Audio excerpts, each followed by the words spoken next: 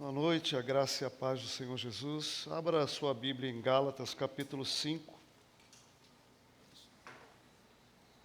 Obrigado. Gálatas, capítulo 5.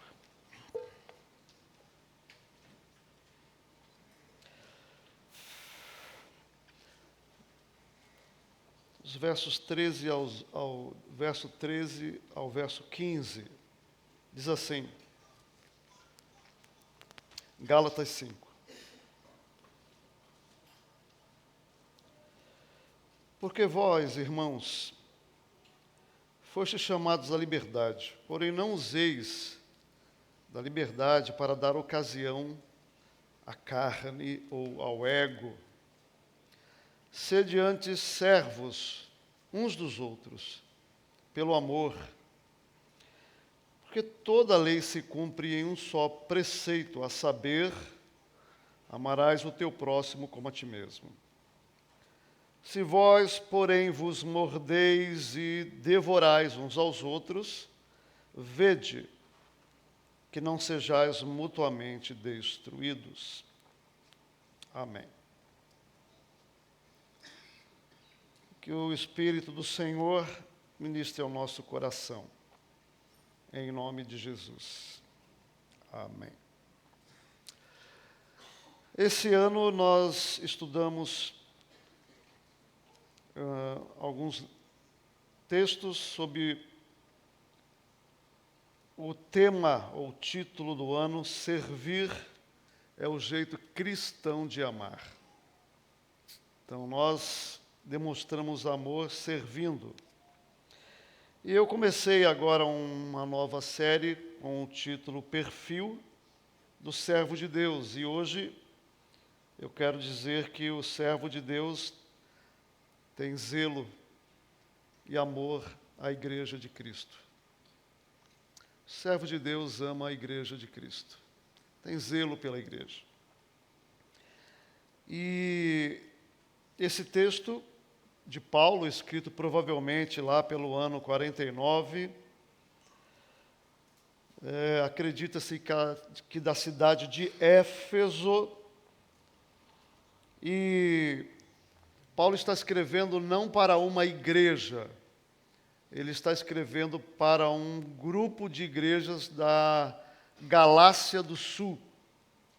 Provavelmente as igrejas de Antioquia, da Psídia, Icônio, Listra e Derbe, onde Paulo passou e fez a obra missionária. E aí depois, preocupado com os problemas da igreja, ele escreve. A igreja, como é de se esperar, está sempre envolvida em problemas. A gente não gosta disso, eu não gosto, mas a realidade é que onde há pessoas, há problemas. Pode ser você e o seu filhinho de 1 ano. Vai ter problema. Vai brigar com ele e ele vai brigar com você. Esses dias eu vi um vídeo na internet, a menina brigando com a mãe, né? Tinha 1 ano e pouco. É ser humano, né? Onde tem pessoas, tem problemas. E Deus, o Senhor, sabe disso. E Paulo, ao escrever para aquelas igrejas, ele está preocupado com os problemas daquelas igrejas. Quais eram os problemas daquelas igrejas? Eram problemas relacionados ao judaísmo, à lei, costumes, regras. Havia um grupo de judeus convertidos que dizia que a igreja precisava obedecer à lei, inclusive as cerimônias, inclusive circuncisão.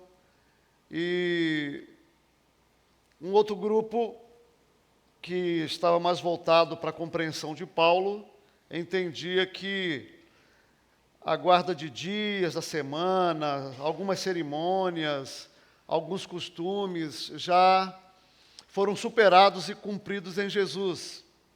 E aí esses grupos estavam divididos nas comunidades.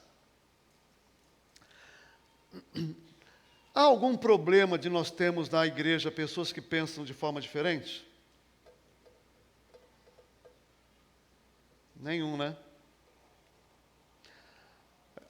Haveria algum problema se nós tivéssemos compreensões, convicções, posições iguais. Quando a Bíblia fala que a gente tem que ter só um pensamento, em Filipenses, ela está falando sobre aquelas questões fundamentais, essenciais. Tem questões que são essenciais, tem questões que são periféricas. Por exemplo, eu sei que tem pessoas aqui que acham que batismo tem que ser por imersão. Eu também acho. Por isso eu estou numa igreja batista. Nós batizamos por imersão. Mas os nossos irmãos, e não são primos, tá? São irmãos presbiterianos, eles batizam por aspersão. E para mim, a forma de batismo é uma questão secundária. A questão fundamental é que a pessoa tem que ser batizada em nome de Jesus e que tem que estar absolutamente comprometida com o significado do batismo, que é uma completa identificação com a morte e ressurreição de Jesus. Então, se quer batizar, agora se é presbiteriano, quer ser membro da nossa igreja, você vai ter que ser batizado por imersão, porque a nossa comunidade batiza por imersão. Entendeu? Então, assim, mas você pode continuar crendo que o seu batismo é o que vale, não tem problema nenhum. Então, não há nenhum problema em nós pensarmos de forma diferente. Nenhum problema. Aliás, tem casais que têm dificuldade de convivência porque pensam de forma diferente.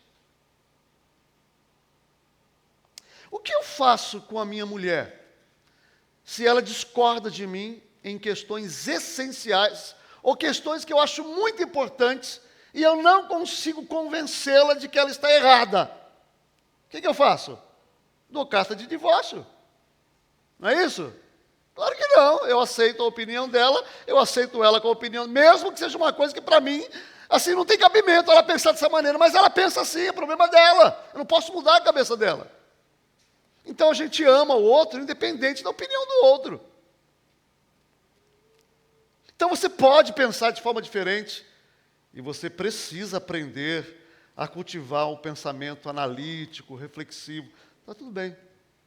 Você não precisa concordar com o que o pastor ministra aqui, desde que você se fundamente com a sua discordância nas Escrituras. Então, assim, o problema não é esse, o problema é a maneira como nós lidamos com essas coisas. E aí Paulo, ele vai falar que o servo de Deus, o homem de Deus, a mulher de Deus, ele se prepara para viver na comunidade do jeito que a comunidade é e vai lutar para amar a comunidade do jeito que ela é e vai fazer o que ela puder para conviver com a comunidade, porque a igreja pertence a Jesus.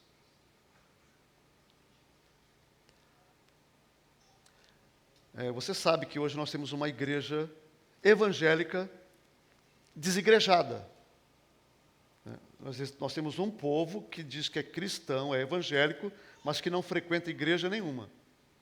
É o povo desigrejado. É uma igreja bem grande no Brasil, tá? Tem muita gente fora da igreja. Assim, se você sair de uma igreja porque ela tem problema, não tem igreja que você vai viver bem. Não tem. Toda igreja tem suas dificuldades, seus problemas. Então, eu quero sugerir para você que esse texto me ensina a ter zelo e amor pela comunidade. Tudo que Paulo vai dizer do versículo 13 até o versículo 15 é preparar a igreja para dizer o que ele disse no versículo 15. Ele diz assim: se vós, porém, vos mordeis, ele disse lá, não use a liberdade para dar ocasião à carne. Mas, então, não se mordam. É uma figura de linguagem, né? O autor Champlin, ele diz que Paulo está usando metáfora de uma alcateia de lobos selvagens, um indo no pescoço do outro. Mas não é bem isso, né? Não é bem isso que está acontecendo aqui. E ele está dizendo, olha, se vocês se mordem, vocês se devoram uns aos outros, vocês vão acabar sendo destruídos. E destruídos aqui é destruir a comunidade, a comunhão da igreja. Paulo está preocupado com a igreja. Por quê? A igreja, ela é Jesus. Você lembra o que Paulo fala lá em Efésios capítulo 5 sobre amor e submissão, que o homem deve ser submisso à mulher e a mulher deve amar o marido? Vocês lembram disso? Um monte de gente levantou a cabeça, mas não é isso que está escrito lá, tá? É que a mulher tem que ser submissa. Mas é isso mesmo, amor e submissão é a mesma coisa, tá, gente? É a mesma coisa.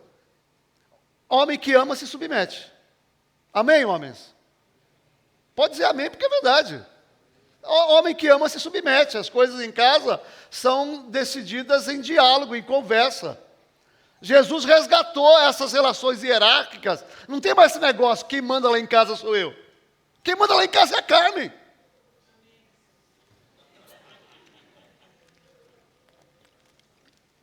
Jesus resgatou essas relações hierárquicas e agora não tem esse negócio, eu mando aqui, você me obedece. Não existe isso. É conversado, diálogo.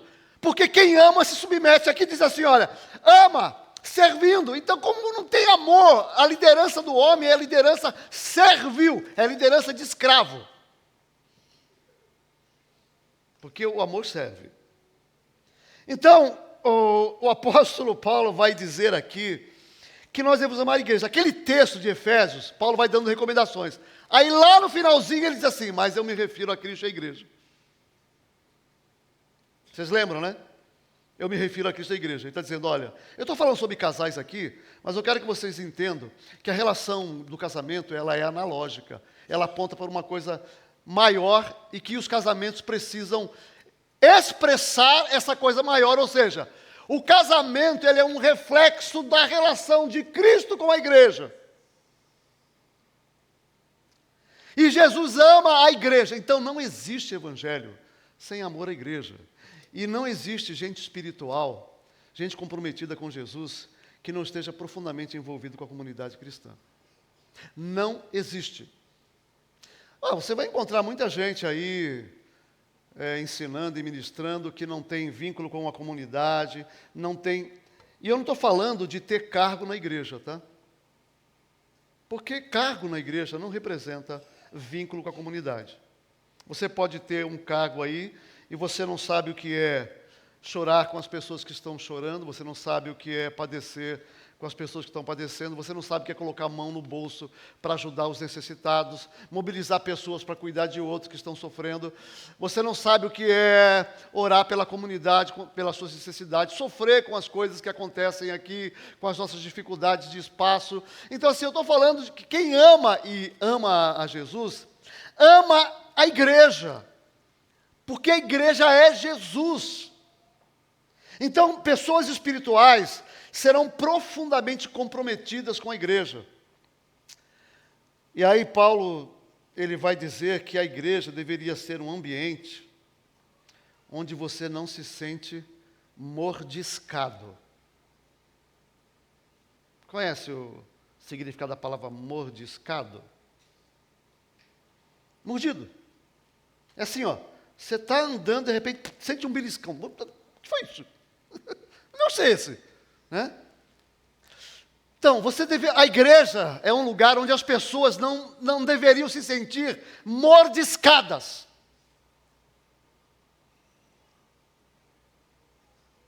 Por exemplo, eu aqui no culto já mordi alguém. Deu uma mordiscadinha, né? Eu estava ali, eu falei, vou falar alguma coisa hoje, aí o Espírito falou assim, então, você vai falar sobre mordiscar as pessoas e você acabou de mordiscar alguém. Falei, oh meu Deus amado, tem misericórdia de mim, Senhor. Porque assim, você já teve a impressão que você está passando por um lugar, tem um grupo no corredor, e a impressão que você está sendo mordido? Já teve essa aí? Pois é. Aí, essa sensação de que As pessoas estão o tempo inteiro beliscando você. A igreja não deveria ser um lugar assim, onde eu tenho receio, medo das pessoas, do que eu faço. Eu me sinto o tempo inteiro atacado, criticado, mordido. É isso que Paulo está falando. O pessoal se dividia em grupos e dizia assim, ó, aquele lá é legalista. E aí o grupo falava, tá vendo aquele irmão lá, ó, ele se submeteu à circuncisão, é legalista. Aí o legalista que se circuncidou está olhando o pessoal mais liberal, ou pelo menos mais voltado para a graça, e está dizendo, tá vendo aquele pessoal lá, eles não obedecem à lei de Deus. E aí o pessoal fica se mordendo, um mordendo o outro. E o que Paulo está dizendo é que quem ama a igreja vai se preocupar e vai se preparar para enfrentar essas questões da comunidade e não se abalar no serviço ao Senhor, porque a nossa tendência é de ficar desanimado. Eu li uma frase de Karl Barth. Karl Barth é talvez um dos maiores teólogos do século XIX, lançou um livro que foi uma bomba na igreja, nas faculdades, na época com 33 anos, o Comentário de Romanos, um livro difícil de ler, mas indispensável para quem deseja fazer uma leitura profunda. E olha o que ele diz nesse livro. Trata-se de excelente constatação psicológica. Tanto mais confirmativa será quanto mais nos aprofundamos na questão, pois chegamos inevitavelmente à conclusão. Qual é a conclusão que ele chegou? A conclusão de Karl Barth, de que os seres humanos estão sempre em conflito entre si e que entre os indivíduos não existe, nunca jamais existirá humanamente conciliação. Que coisa triste isso. Basta dizendo que a tendência de qualquer agrupamento, a tendência de qualquer família, a tendência de qualquer grupo social, de qualquer comunidade, é para o conflito. Não tem igreja, olha a história, não existe um período na história do mundo e na história da igreja que ela viveu um período grande de tranquilo. Não, é confusão, é conflito, é racha, é discórdia, abuso, mentira, porque os seres humanos tendem para esse tipo de situação. Humanamente, nós vivemos para brigar. Humanamente. Se o Senhor Jesus não trabalhar no meu coração, no seu coração, nós não damos conta de viver em comunidade. E aí quem ama a igreja, ela precisa se preparar para esse desafio, esse zelo. E o Senhor tem tanto zelo da igreja que Ele nos orientou a algumas coisas, para que isso dê certo. Para que isso aqui, a comunidade dê certo, Jesus orientou que a gente pratique o perdão. Perdão. Perdão, para mim, é uma das coisas mais difíceis de fazer. Perdoar. E aí, qual é a condição para perdoar? O perdão é incondicional. Eu sei que nós, e eu como pastor, já cometi alguns erros ao falar sobre perdão com as pessoas. Eu lembro de uma história que uma menina estava compartilhando comigo que foi estuprada pelo pai. Ela devia ter 8 anos e viveu sob abuso durante anos. E eu disse para ela exatamente como eu estou dizendo para o irmão aqui agora. Minha querida irmã, eu sei o quanto dói, mas você tem que perdoar. Ela abaixou a cabeça e pronunciou a seguinte expressão que eu ouvi. Fez assim, falou: estou cansado de clichês e chavões. Que triste ouvir isso, né? Estou cansado de clichês e chavões. Falar que para perdoar é fácil, mas você sabe o que eu vivo, as dores que eu vivo dentro de mim? Então, assim, com todo respeito, por favor, em nome de Jesus, com todo respeito à sua dor, se você tem coisas no seu coração que precisam ser tratadas. Eu sei o quanto dói. E você não vai dar conta disso se não houver uma manifestação do poder do Espírito Santo e da graça de Deus sobre a sua vida, e um entendimento profundo de todas as implicações daquilo que aconteceu na cruz do Calvário, do que Jesus fez lá, e compreender o amor e a graça de Deus, e compreender a situação humana. Então, perdoar é uma coisa complexa, e eu me senti insensível diante daquela menina, que já era uma jovem, que disse assim: pastor, eu sei que eu tenho que perdoar. Dizer para mim que eu tenho que perdoar é chavão, é clichê. Eu preciso de ajuda. Então eu entendo o quanto é difícil o perdão. Mas a palavra de Deus nos ensina que andando com Deus, entendendo as razões e os motivos e os porquês, a pessoa é capaz de perdoar. E é impressionante que dores infernais são tratadas por Deus de uma maneira milagrosa quando no poder do Espírito Santo você decide perdoar. Vocês lembram do Vladimir Tomarovsky? A maioria de nós deve lembrar que a esposa dele estava no banco com uma criança, entraram bandidos, a criança começou a chorar, o bandido ficou apavorado e acabou dando um tiro, matou a criança e a mãe. Esse homem foi à televisão e disse: eu estou sofrendo muito, está doendo muito, mas eu quero dizer para você que matou minha filhinha, minha esposa, que eu te perdoo. Meus irmãos, eu sei o quanto isso é difícil, mas eu sei que aquele homem recebeu graça de Deus, porque o perdão é um milagre que só Jesus pode realizar na nossa vida. O perdão é tão difícil que tem pessoas que vão para a sepultura cheias de amargura. E a Bíblia fala que eu tenho que ensinar a perdoar, eu tenho que ter iniciativa de estar bem com todas as pessoas. A Bíblia diz assim: se possível, enquanto depender de você, tenha paz com todos. O que depender de mim, eu tenho que viver em paz com todo mundo, inclusive com o meu inimigo. A Bíblia fala que eu tenho que amar o meu inimigo, então eu tenho que estar em paz. Se você não quiser ficar em paz comigo, eu não posso obrigar você a ficar em paz comigo, mas o que depende de mim, eu estou pronto a não construir muralhas, mas pontes, para que a nossa relação exista, para que você possa ter acesso a mim, eu possa ter acesso a você, e a gente possa viver perdoados em Cristo Jesus. Vai doer, você vai ter que conviver com algumas dores durante algum tempo, dói mesmo. O perdão não é imediato, a dor do perdão não é curada no momento que você perdoa, a decisão é imediata, a dor, ela vai passar num processo. Então você vê a pessoa, você ainda tem vontade de bater, você ainda tem vontade de fazer coisas ruins, mas você diz assim: bom, mas eu não posso mais fazer. Eu decidi perdoar, e agora eu não quero que ela seja punida, eu não quero julgar, eu quero que Deus a abençoe. O perdão faz isso. O perdão é um processo. E aí, ele diz: ama o seu inimigo, porque para que não haja nenhuma possibilidade de que nessa escala entre o meu maior amigo e o meu pior inimigo, não haja ninguém que a gente não possa perdoar. Todos devem ser perdoados.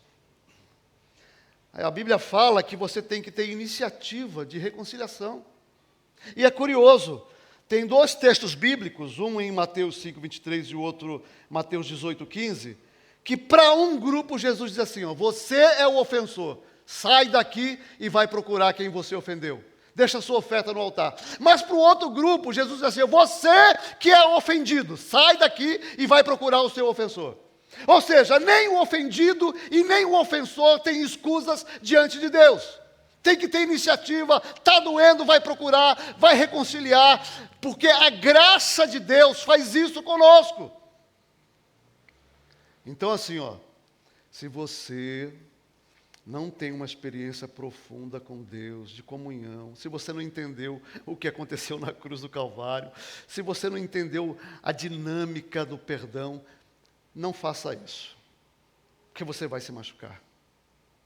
Eu já tive a oportunidade de orientar algumas pessoas a perdoar. Elas disseram que iam perdoar, na semana seguinte estavam lá fazendo a mesma coisa, magoando as pessoas, porque sem Deus a gente não consegue perdoar. Não consegue. Por isso, a preocupação dele é a preocupação com a comunidade. E aí, meus queridos, Paulo vai dizer o seguinte, que o grande problema de como nós vamos lidar com a comunidade tem a ver com o uso da nossa liberdade. Olha o que diz o versículo 13.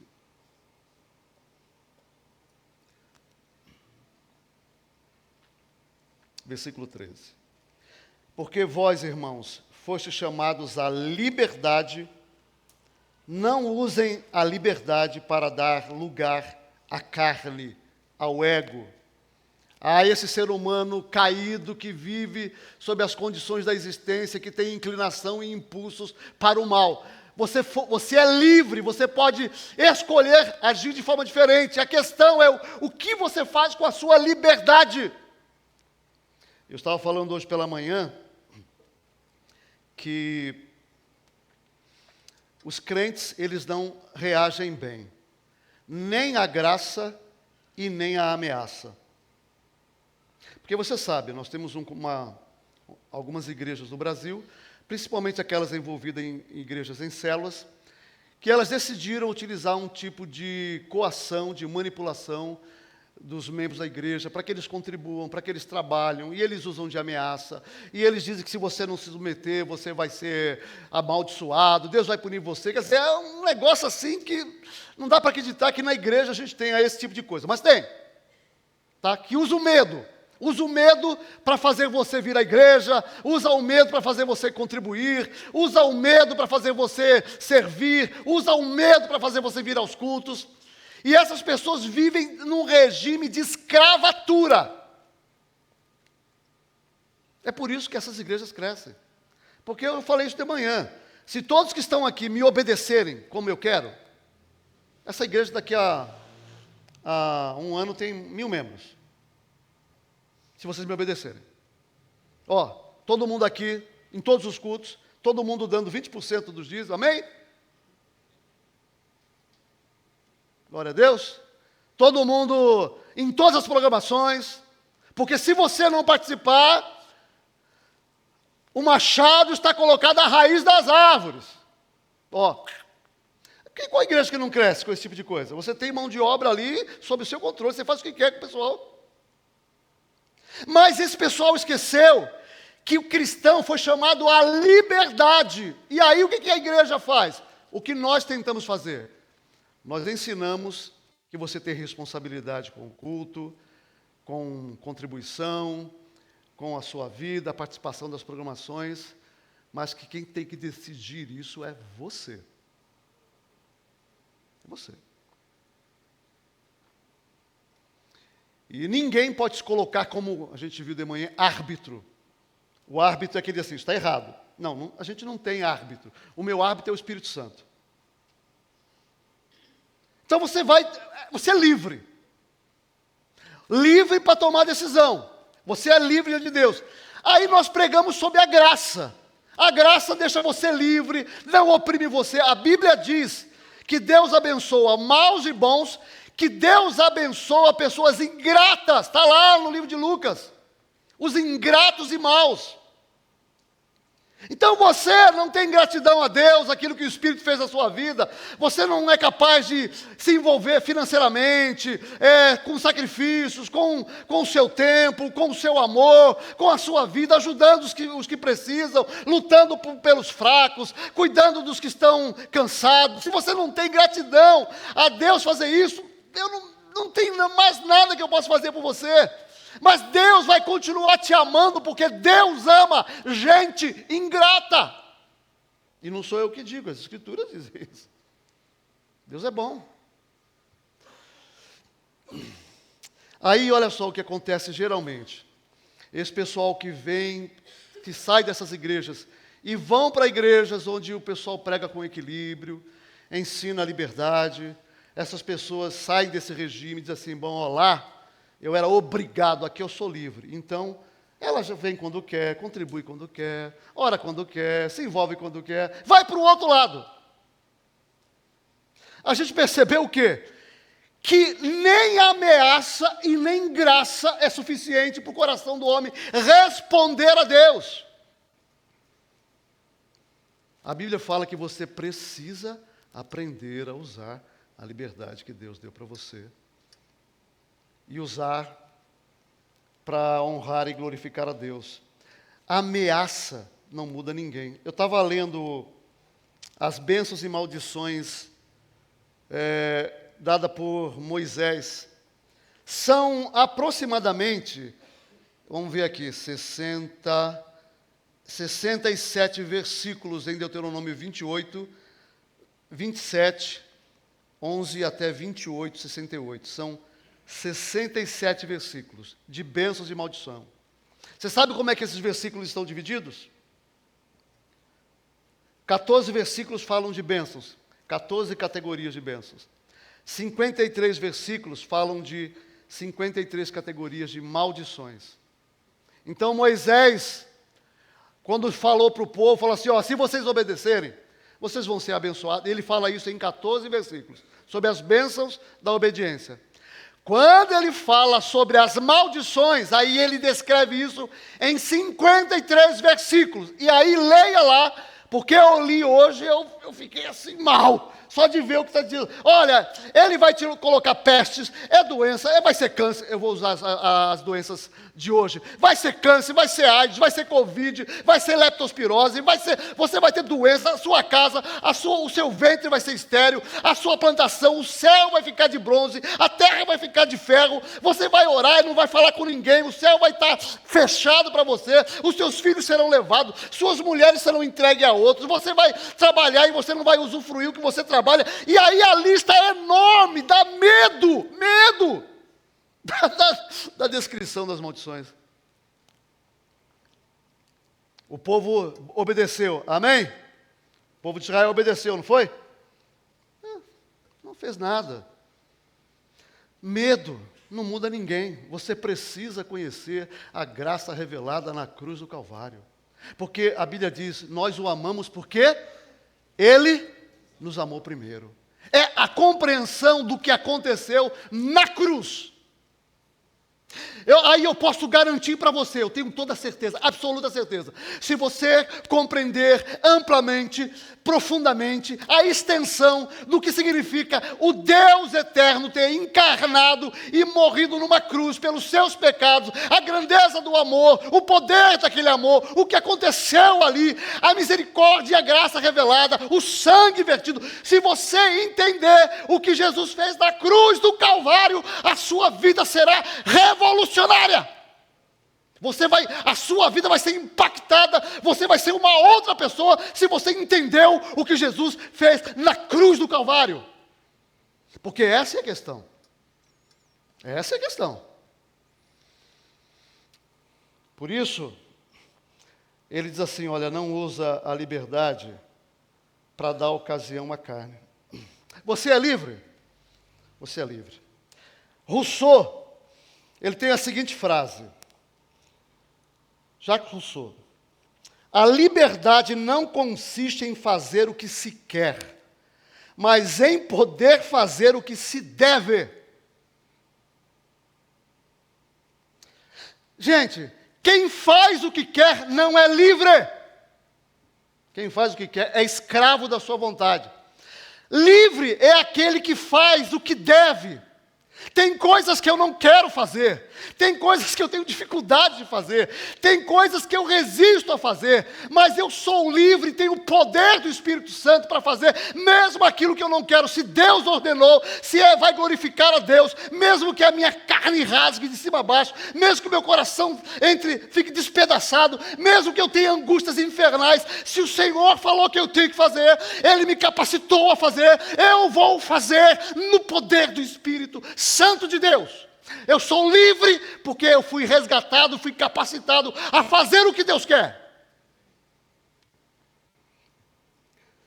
Então, fazer o que você quer, isso não é liberdade. Fazer o que você tem que fazer e não quer, isso é liberdade. problema é que nós não somos livres.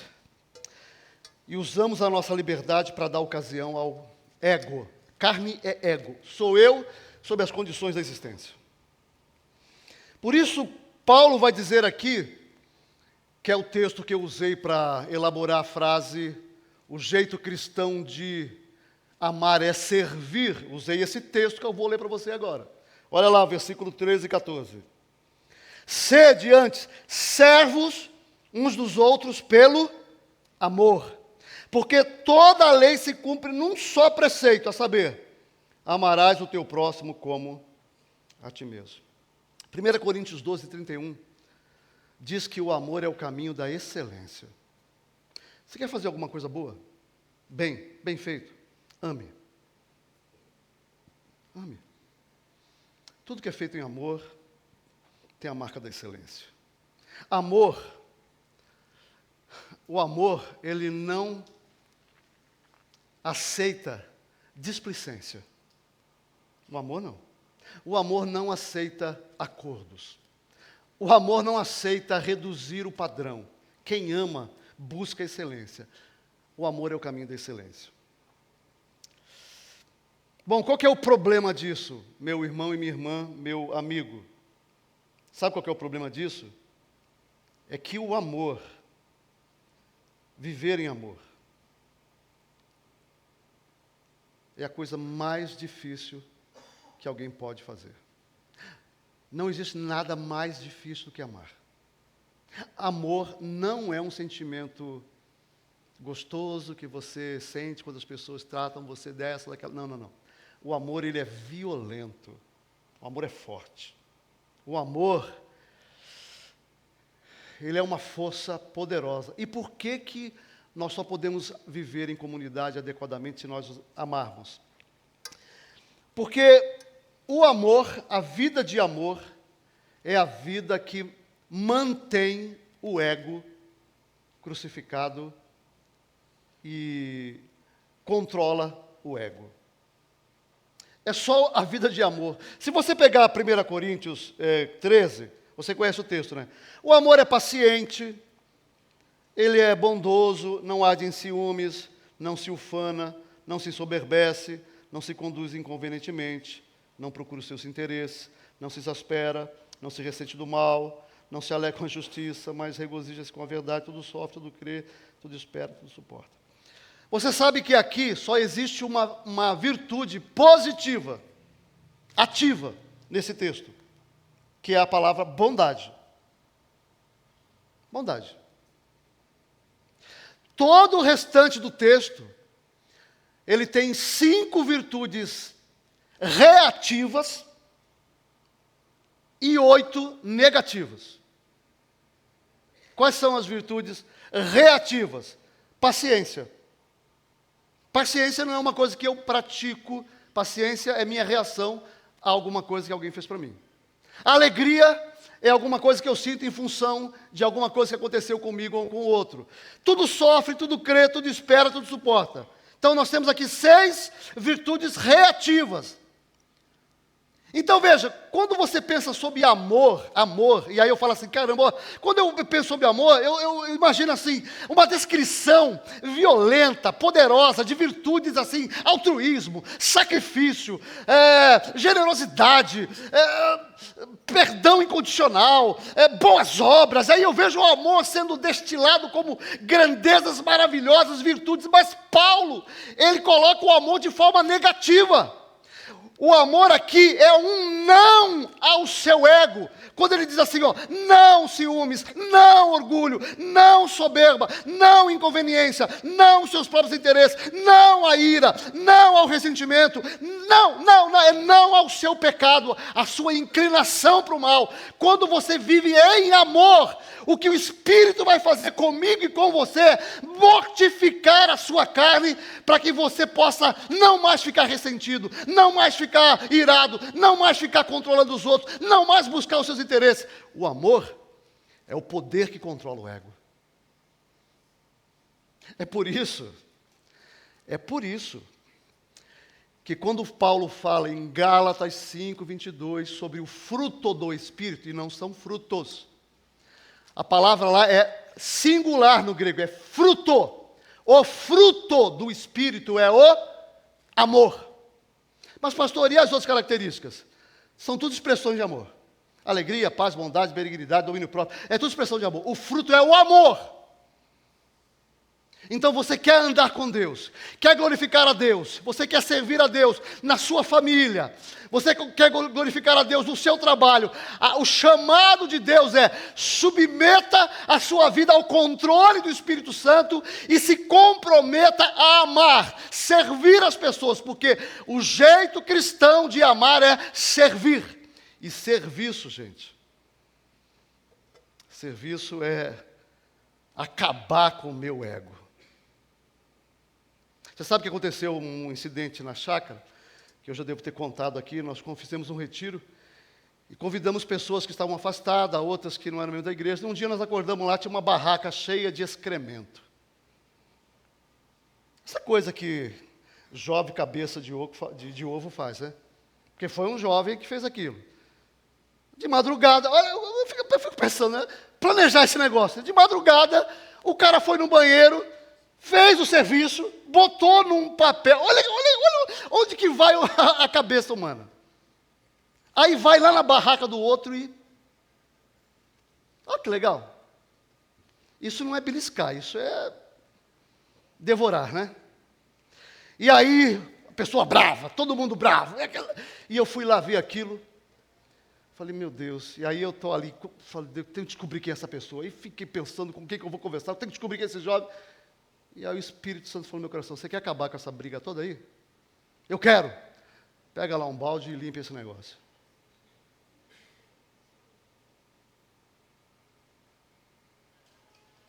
Eu tenho certeza que não foi o diabo que falou no meu coração. Eu tenho certeza que foi o Espírito Santo. E aí, meus irmãos, eu fui lá pegar o balde. E fui limpar aquele negócio. O serviço está bem feito. O serviço está bem feito. Eu acho que ele deve ter feito umas 3 vezes na noite, porque estava bem feito o negócio.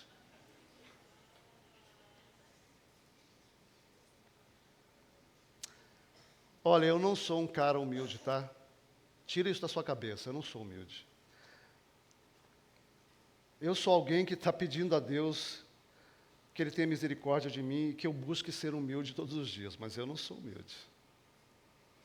Mas eu decidi colocar o meu coração debaixo do senhorio de Cristo. Então, quem ama vai ouvir de Deus algumas coisas que você não vai querer fazer. Você não vai querer fazer. Quem ama vai parar de ficar mordiscando as pessoas.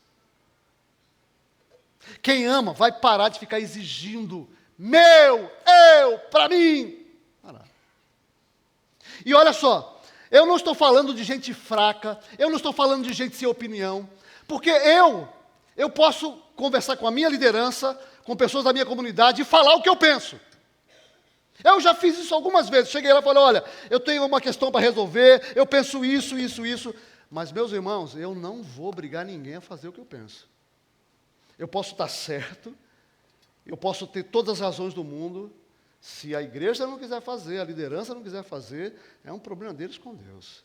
E eu não vou ficar aí pelos cantos: ai, coitadinho de mim. Não. Eu fui chamado para ser servo.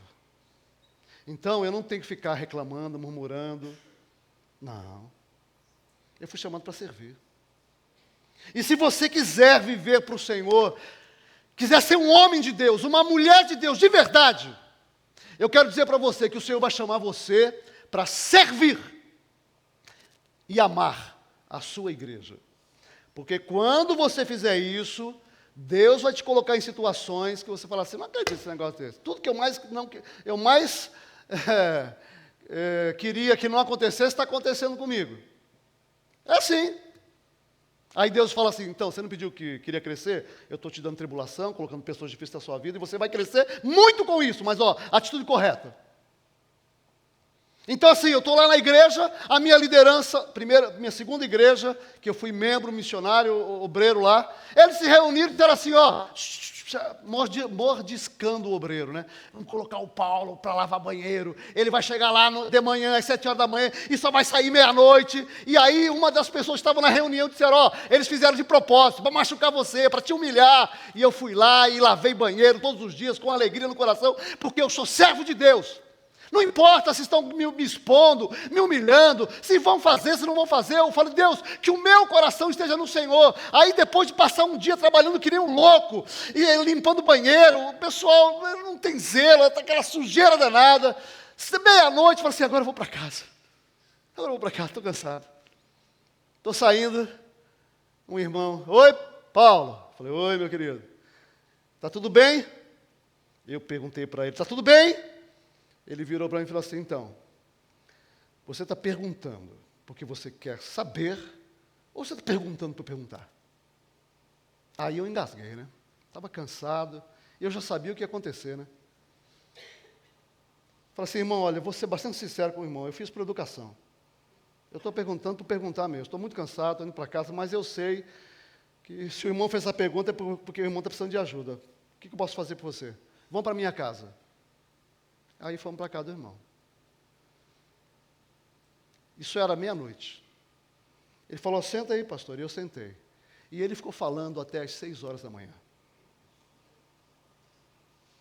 E ele disse assim, eu terminei lá, ele falou, cara, muito obrigado porque você veio aqui. Olha, as suas palavras, eu não tinha falado nada, eu fiquei ouvindo a noite inteira. As suas palavras, olha, e assim, eu quero dizer mais, eu ia me matar essa noite. Ele ia se matar. Elia, eu não sei, foi o que ele me falou. Eu ia me matar. Mas porque você parou para me ouvir, eu entendi que Deus me ama. E eu vi o amor de Deus através da sua vida, e eu não vou mais fazer essa bobagem, não. Muito obrigado. Ora por mim. Amém, tchau. E fui embora. Não tinha força nem para orar. Eu fiquei 6 horas ouvindo. Agora, se você perguntar para mim, você queria ficar lá 6 horas ouvindo? Não. Mas enquanto eu estava lá, eu estava assim, Senhor, eu quero ficar aqui por causa desse irmão. Eu não quero, o senhor sabe. Aqui dentro de mim, eu queria ir embora. Eu estou cansado, estou quase batendo nele. Ele não para de falar, eu estou cansado. Mas, Senhor, ele está precisando de ajuda, me dá graça, me dá graça, me dá graça, me dá graça. E ele falando, eu, Senhor, me dá graça, me dá graça. E Deus me deu graça. E quando eu terminei, eu saí dali feliz.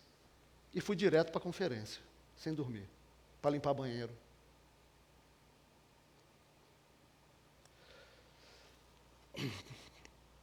Eu quero dizer para você, meu irmão, que eu tenho 38 anos de vida de ministério, né?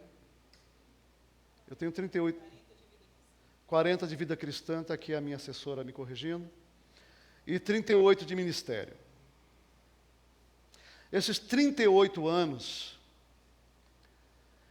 eu comecei dizendo para Deus, faz de mim um homem segundo o seu coração. E foram 38 anos de problemas. Aprendendo a lidar com gente difícil, problemática, sendo criticado, morde daqui, morde dali, dor aqui, dor ali. E orando, e Deus falou no meu coração, é dessa maneira que você cresce. Sirva. Ame a igreja é minha, eu sou a igreja. Ame. Não existe espiritualidade sem amor à comunidade. Ame a igreja. Ame a igreja. Eu sou o teu Senhor. Ame a igreja, ame a igreja, ame a igreja. E é isso que eu tenho tentado fazer nesses 38 anos de ministério e 40 de vida cristã, amar a igreja. Quero convidar você para baixar a sua cabeça, nós vamos orar, porque o servo de Deus tem zelo pela igreja de Deus. A igreja de Deus é a igreja de Jesus, a igreja é Jesus. Então, assim, eu não estou obrigado a fazer nada porque eu sou livre, mas eu quero.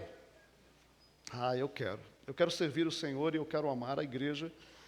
Eu quero amar a igreja como Jesus a ama. Eu quero servir a comunidade como Jesus a serviu, morrendo. Ele diz que ele, sendo Deus, não usurpou, assumir a sua posição de Deus, mas se esvaziou e se tornou homem, e na condição de homem se tornou servo, e como servo foi à cruz. Ele foi até o último estágio da humilhação por amor a mim e a você. Então, assim, nenhum sofrimento que eu já tenha passado pode ser comparado ao sofrimento do meu Senhor. Perfeito, santo, mas Ele se entregou e Ele me amou. Então eu quero usar a minha liberdade, a liberdade que eu tenho no Senhor, para glorificar o nome de Jesus. Eu sei que em mim não habita bem algum. Eu sei que eu sou um homem que ainda tem uma natureza pecaminosa e que tem lutas interiores. E eu tenho que clamar e chorar todos os dias diante do Senhor, pedindo, Senhor, quebranta o meu coração, que eu não esteja, Senhor, vindicando a minha vontade, os meus desejos, impondo a ninguém o que eu penso, o que eu creio, não colocando ninguém em situação de dor, de sofrimento, não mordiscando, não fazendo nada e nenhum mal a ninguém, amando, tomando cuidado com o meu olhar, com o meu falar, com o meu coração, porque a igreja é do Senhor e eu amo o Senhor e eu quero amar a igreja como o Senhor a ama. Senhor,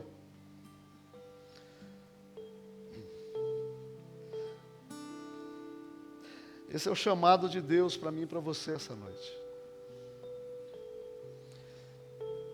E eu vou dizer uma coisa para você hoje. Eu não sabia disso. Eu não sabia. Eu não sabia que quando eu estava aprendendo a amar as pessoas, aprendendo a ser generoso, a não manipular, a não criticar, a não machucar, eu não sabia que o Senhor estava me transformando num tipo de pessoa que ia ser uma bênção para a minha família, para os meus filhos, para os meus amigos. Eu não entendia que os benefícios de viver para Deus iam impactar o meu entorno. Então eu quero dizer para você, Deus está chamando você não é por capricho não, é porque Ele sabe que se você aprender a amar, você vai ser uma pessoa melhor, vai ser mais feliz, é por você.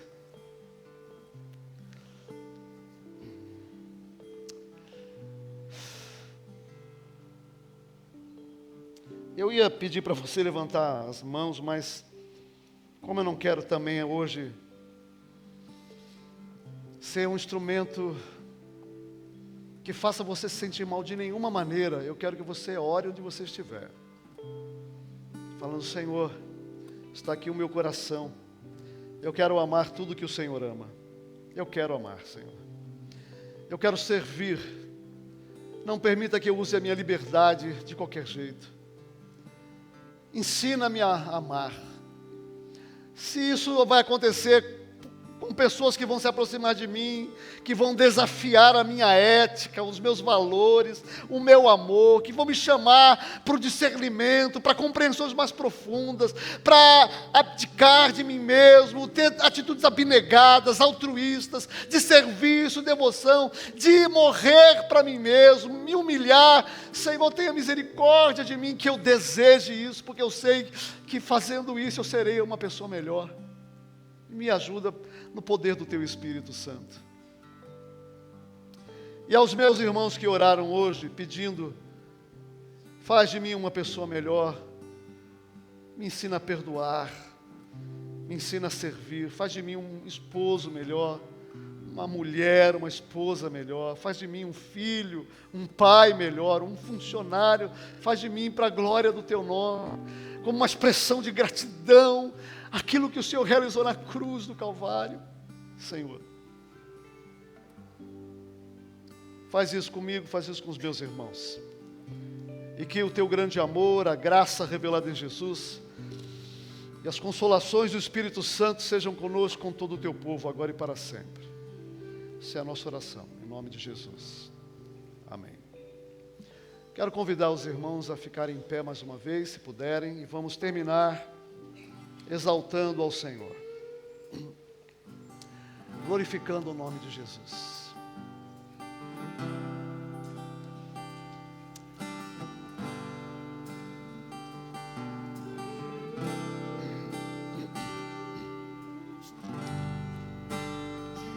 Dessa canção, só Tu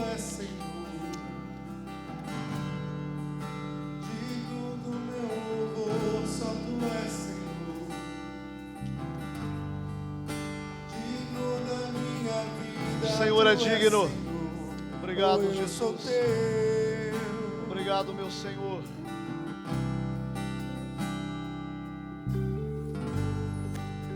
Nome que é sobre todos é o teu Jesus.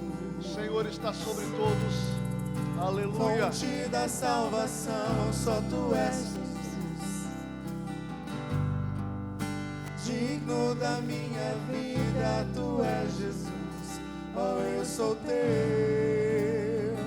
eu sou teu. Santo, és incomparável, és inigualável. Abre os meus olhos, Senhor, e mostra quem tu és e enche o meu coração do amor que faz mudar o mundo.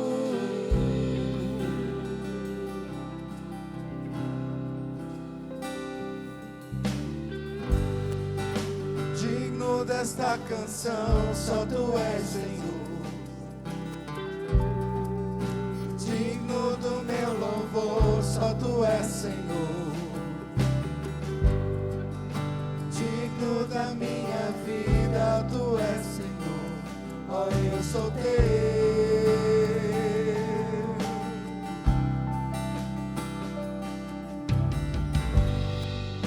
Nome que é sobre todos é o teu Jesus. Fonte da salvação, só tu és, Jesus. Digno da minha vida, tu és, Jesus. Oh, eu sou teu, eu sou teu. Santo, és incomparável, és inigualável.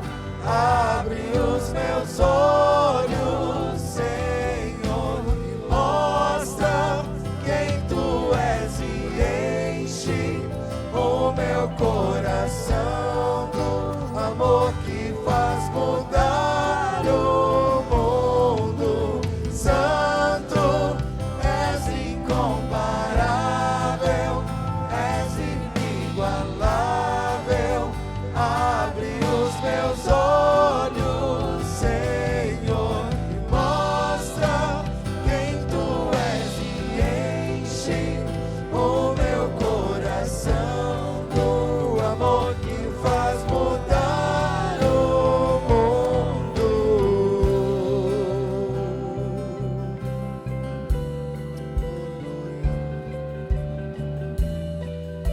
Que nossa vida seja construída no Senhor. No Senhor, cada um de nós possa colocar sua fé, sua esperança, construir seus planos no Senhor.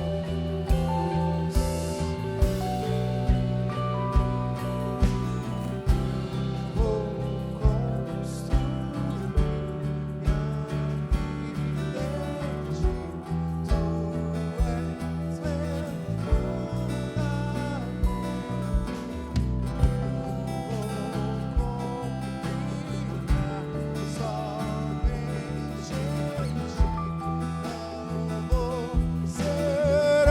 Cante mais forte, eu vou construir.